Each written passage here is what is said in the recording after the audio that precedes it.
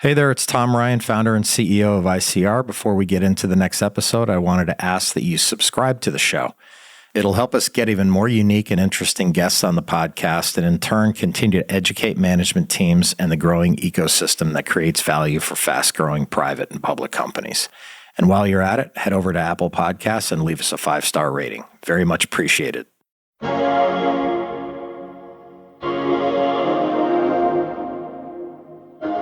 We thrive on what's really hard. So like the most demanding environments where lots of different software all has to talk well to each other in order to deliver a good experience. Maintaining a successful business is one thing, but real accomplishments come from pushing the boundaries and thinking big. Where we've gravitated to over the years is customers that require multiple different types of software applications in order to deliver a commerce experience. Where we're not, if you can download a single application on an iPad and run your entire business, that's not where we go.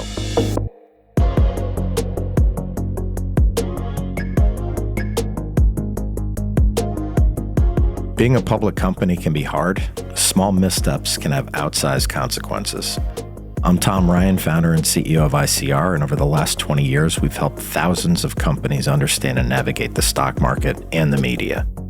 We'll demystify these and other increasingly complex stakeholder groups so you can focus on what you do best, building your company and unlocking your true potential. This is Welcome to the Arena.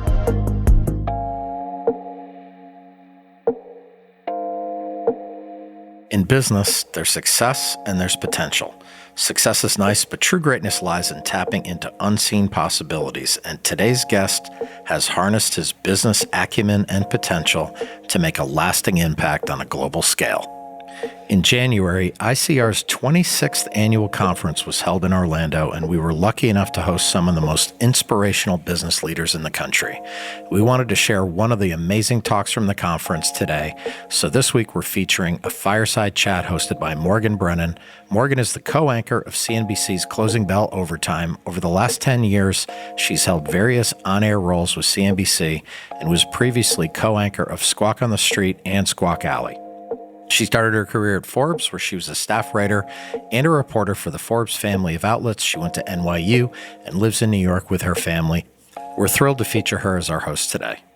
Morgan sat down with Jared Isaacman, who is the founder of Shift4 Payments and Draken International, but he's also an accomplished pilot and an astronaut. As you can imagine, he's had a fascinating career that we all wanted to hear about, so we decided to make his interview a two-parter. Be sure to catch the second part next week. Jared's got a very long list of accomplishments, but I'm going to hand his introduction over to Morgan. Let's enter the arena with Morgan Brennan and Jared Isaacman.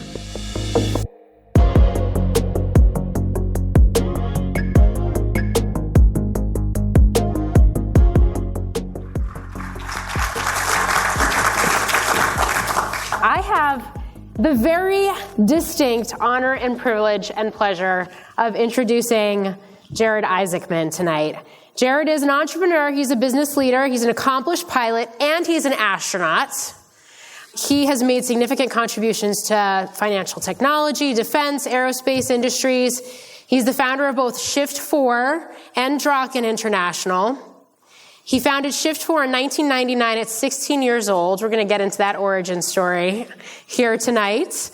Under his leadership as CEO, Shift4 has consistently pushed boundaries. It's developed cutting-edge payment technologies that empower businesses across countless sectors. Today, Shift4 employs over 2,500 people, processes annually over $250 billion in payments for more than 200,000 customers across the U.S. and Europe. In addition to that, he co-founded Draken International in 2012, which is a provider of tactical aviation services for all branches of the U.S. military. And in 2021, he made history. And this is how we got to know each other, by commanding Inspiration 4, the world's first all-civilian mission to orbit.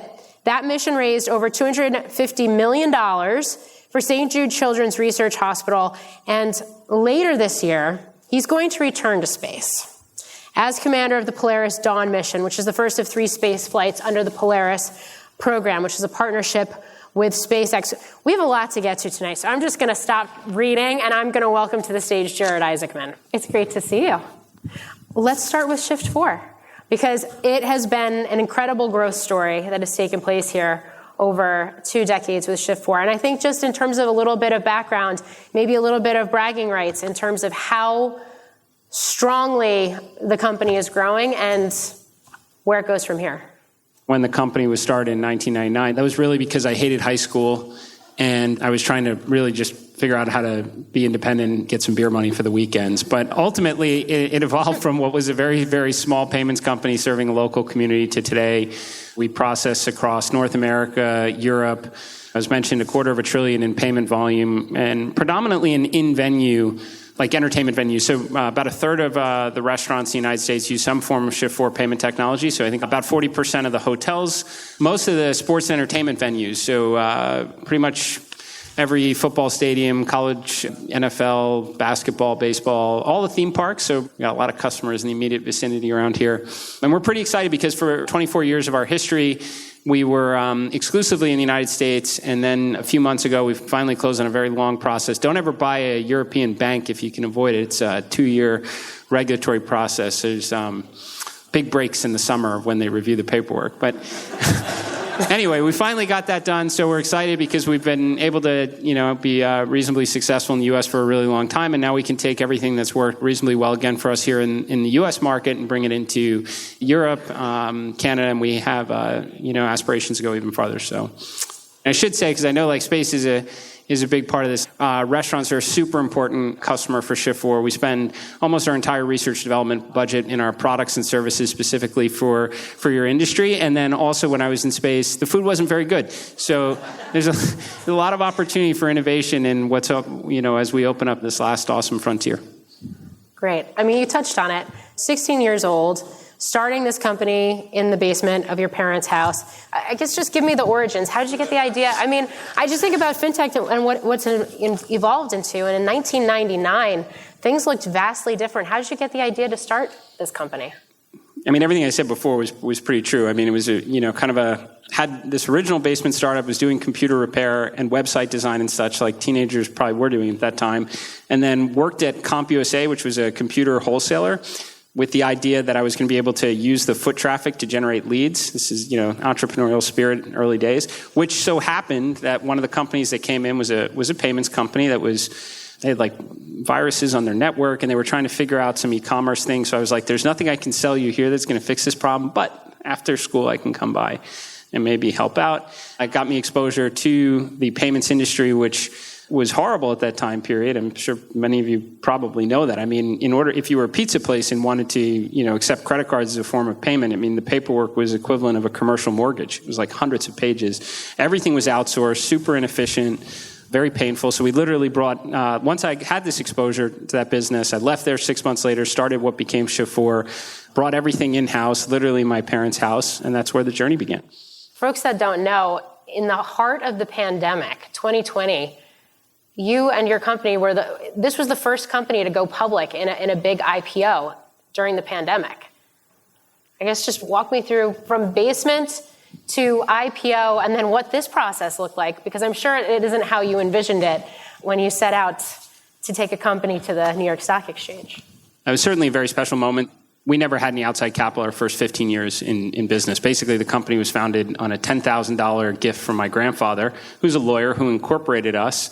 In his mind, I know he obviously he wasn't alive when that day came, but looked at it as, if you can ring the bell on the New York Stock Exchange, you've reached the grandest arena in business. So very special moment on a number of levels. Also the fact that was June 5th, 2020. We were the first company back in the New York Stock Exchange to ring the bell. And just a couple months earlier, I mean, our customers' payment volume was down on average 80%. I mean, I think everybody can recall what March and April of 2020 looked like. So pretty scary. I mean, we were a week away from going on our road show just before St. Patrick's Day in March, when basically all the stay-at-home orders came out. And you're like, wait, we spent 20 some odd years building up to this moment in time, and then you watch it potentially go to zero.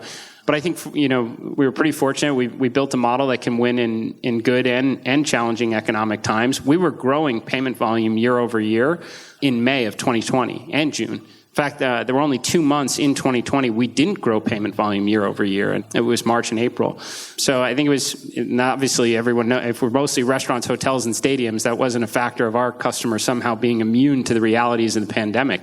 We had an opportunity to take a lot of share, and we've continued to be able to do so, and that was a pretty special milestone on the journey. You touched on the fact that you just closed this acquisition of Finaro. You're now expanding internationally, but in general, when you think about taking share, what that looked like in 2020, how that's continued since then, what are the verticals that you see the most growth opportunities in right now? We intentionally try and focus, well, for starters, in-venue commerce for sure. So, I mean, that's been our specialty for a long time. I mean, we do online ordering and obviously in reservations and such, but our customers generally are trying to provide an in-venue experience. And where we've gravitated to over the years is customers that require multiple different types of software applications in order to deliver a commerce experience. So like where we're not, if you can download a single application on an iPad and run your entire business, that's not where we go. Like we thrive on what's really hard. More than half now of the Las Vegas Strip is our customers. So like the most demanding environments in the hospitality world where lots of different software all has to talk well to each other in order to deliver a good experience. And now the reality, like even in the smallest restaurants, I mean, when you think about, whether it's Grubhub, Uber Eats, DoorDash, every delivery player, loyalty, gift, like that's lots of software that has to come together. I still think that's early days of it working well together. The more software you stack into it, the more fragile everything becomes. So, I mean, that's why we've picked the verticals we have. Hotels, tons of different revenue centers inside of them, lots of different software going in that environment. Stadiums, now you're ordering a burger and a beer in your seat on your cell phone. There's VIP suites. I mean, our stadium, the new Legion Stadium in Las Vegas, has got a nightclub in it. So lots of different software is generally where we tend to put our energies. And that's actually rather mature in the US. Internationally, it's still very, very early days. A lot of it is non-integrated. Like if you recall iPad Hell, when you have lots of different iPads for each delivery player, that's still very much what it's like in international markets. So you're running this multi-billion dollar tech company. You're expanding internationally. You're growing gangbusters, and you're going to space. How did we get from fintech to space? And I think maybe it starts with a pilot's license. Yeah, so I was waking up on my keyboard at a pretty early age, like still in the basement. But bottom line is I was kind of burning myself out, and I went back to a childhood passion of aviation. And I started flying more than 20 years ago, and super lucky that I was able to essentially have a parallel career alongside fintech. It took me through world record flying, air shows, and then I started a defense aerospace company. This is super cool. We were basically professional bad guys. So if you saw the movie Top Gun, that's who we were. We actually were flying the same airplanes they flew in the original Top Gun, A-4 Skyhawks. And basically it was fighter jets as a service. You can all appreciate that. I wish we'd taken that company public. That sounds cool. But in any case, how did you even get into a position to start a company like that and have those fighters? So we were flying air shows during 2011, 12 during sequestration, where at one point a third of all active fighter squadrons were stood down for budgetary reasons. Reality is like, I know this is going to be hard to believe, but you can actually operate certain things at lower costs than the government. And literally they were able to get 10 fighter jets for the price of one with us totally turnkey operating. It was our planes, our pilots, our maintenance, and we were literally just professional bad guys for the Air Force, Navy, and Marine Corps. And at the time, I even remember company Christmas parties. I was like, look, in terms of aviation, this is like the second coolest it gets. The only thing that tops this is in space. And very lucky that my aviation career eventually, led me to SpaceX and having the opportunity to lead that first mission to orbit. Why didn't you take Draken public? You sold a majority stake, right? Well, that was because I was taking Shift4 public, and there's very few that I think can juggle both. So I had to clear, I guess, some of the conflict there. But anyway, super cool business. So then we see the intersection of Shift4 and an opportunity emerging to make history in space. How did that happen? How did that come about?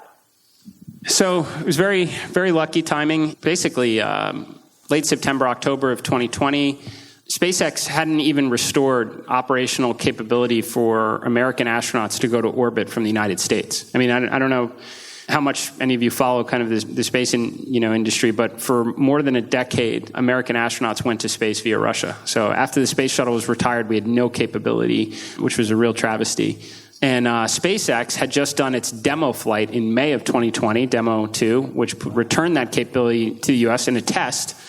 And then NASA's Crew 1, which was the first restoration of that operational capability, was November of 2020. In October of 2020, before that that mission even took place, Inspiration 4 was born.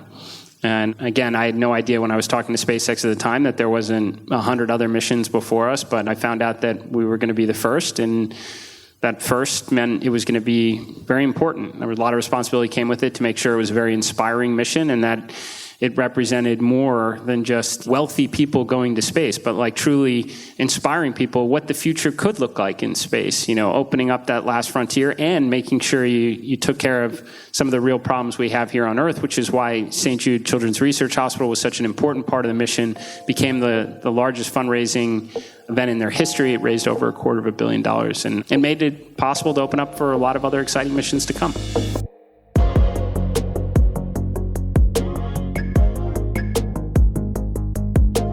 What was even more incredible about Inspiration 4 was how quickly Jared and his team pulled it together. In 6 months, they planned the mission, got trained, boarded a rocket, and headed into orbit. Something that is basically unheard of in human history. Part of what facilitated the quick pacing was the efficient working relationship with SpaceX. He told us more about that collaboration and how he formulated the framework for his groundbreaking mission. So SpaceX gave me a lot of autonomy to assemble a crew, which was awesome. And I told them right from the get-go, one, there's going to be a very important charitable component to this. And, I'm going to bring people that I've never met before. And it was going to be very important that they all had a very inspiring story in their own right. It started with going with St. Jude Children's Research Hospital, so had an existing relationship with them. Any of the adventures I've been lucky enough to go on throughout my career, world record flights, air shows, always had a charitable component. This was going to be no different. And I wanted one of the crew members to be a frontline healthcare worker at St. Jude. Incredibly lucky. I mean, the stars aligned with the entire crew, but getting Haley Arsenault, who physician assistant, she was 10 years old when she was diagnosed with bone cancer. St. Jude saved her life. She wanted nothing more than to grow up and become a healthcare professional and help other kids in the fight. She got her dream job at St. Jude, and St. Jude knew that she would be perfect for our crew, and she was. And she became our medical officer. She also, and still is, the youngest American to ever go into space, which is pretty awesome. We also had Chris Zimbrowski, Air Force veteran, was actually a space camp counselor. Awesome human being, worked on some of the biggest rockets in the Air Force, then ultimately became a mission specialist on Inspiration 4. He represented our generosity seat. He just made a donation to St. Jude. We had this Super Bowl commercial back in 2020, make a donation to St. Jude, and you have like this 1 in a million chance. He made that donation knowing it was a good cause and probably had little chance, and obviously was a big contributor on the crew for the mission. And then there was Dr. Cyan Proctor, and that was we did a Shift4 entrepreneurial contest, like the idea to be able to, take your business idea to the stars. And she's got an amazing story. She became the first black female pilot of a spacecraft, but she had done everything her whole life to become an astronaut. She was a runner-up in the NASA astronaut competition. She's a Civil Air Patrol major. She's a scuba instructor. I mean, she checked every box possible and came this close, never gave up on her dream. She submitted her entry into the entrepreneurial contest and won through an independent judging process, and again, became an incredible crew member, a great astronaut. So awesome crew that we pulled together. And it was all in the name of Inspiration 4. You want everybody to think about that future that was up until now really just science fiction is now becoming more a reality, but also to show that it's more than just about that future that we all want to live in someday. It's also about kind of conquering some of the real challenges we have here, and that's where St. Jude came in. Yeah. You're going back to space. Polaris Dawn is the first mission. It's later this year. Why go back to space now?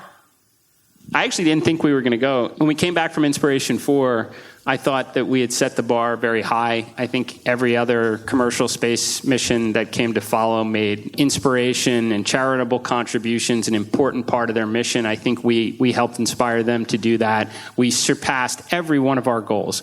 Those that we established here on Earth and on-orbit objectives. We did 3 days of science and research, and we blew away again with $250 million raised for St. Jude.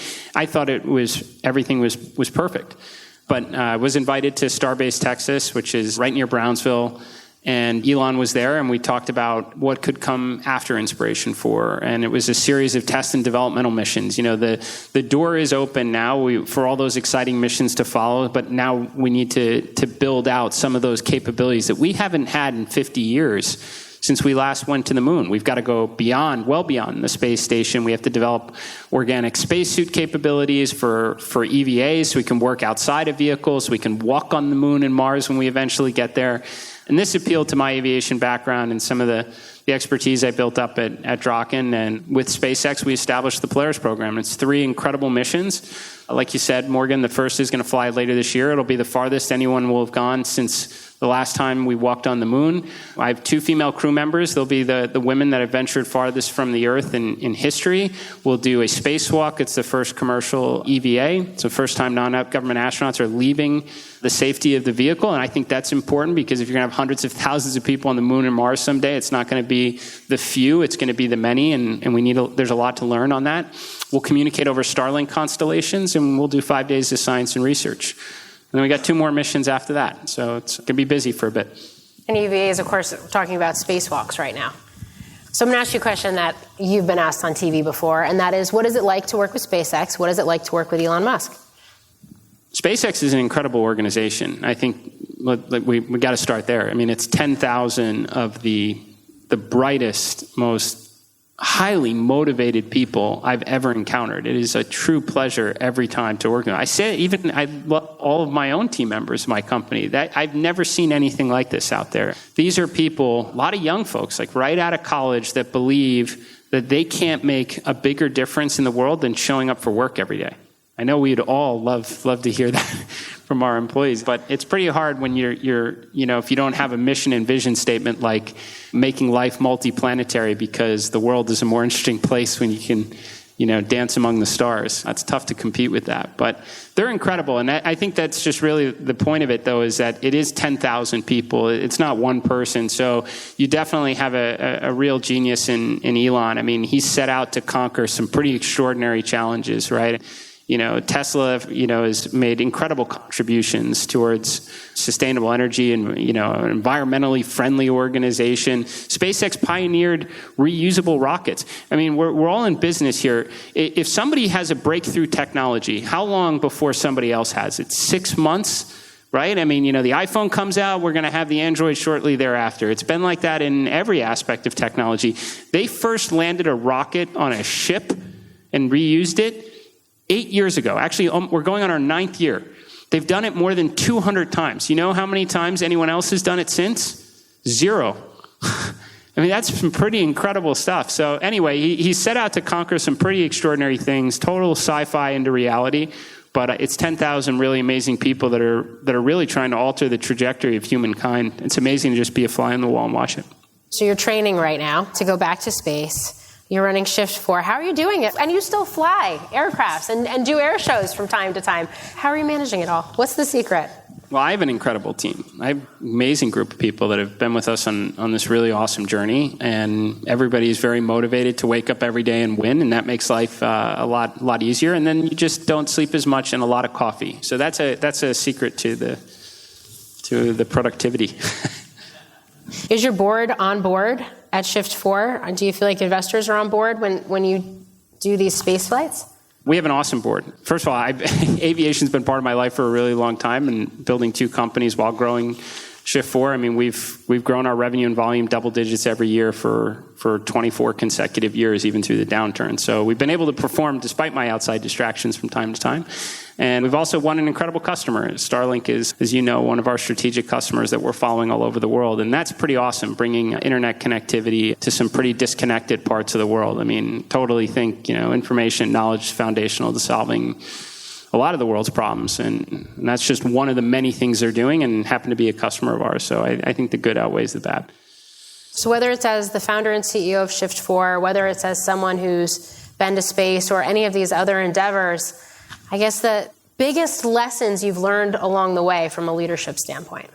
Biggest lessons from a leadership standpoint. Well, I think it starts with yourself. To me, it's tons of self-reflection. I've been doing that my whole career, of every bad decision I ever made, even the good decisions, and what could have done differently for a better outcome. In fact, I've saved every email I've had, even back to when the company was first started, and I regularly will go back and reference something on a particular topic just to see how I would think about things today versus then. But I think that reflection is very important as a leader. When something goes wrong, the first stop on figuring out why is kind of looking to yourself and what you could have done differently in that. I think that's super important, because a lot of leaders, they'll look to everybody else in the room, and whether they're hotheads or otherwise, that it was somebody else's problem. And nobody generally likes to work for a jerk. right? Take responsibility, ownership, ensure accountability. I think those are all pretty important, and try and be as inspiring as you can, because as we know, it's not all roses, right? It's the roller coaster has its ups and downs, and if you can always kind of point to the future, it kind of helps you through the low points.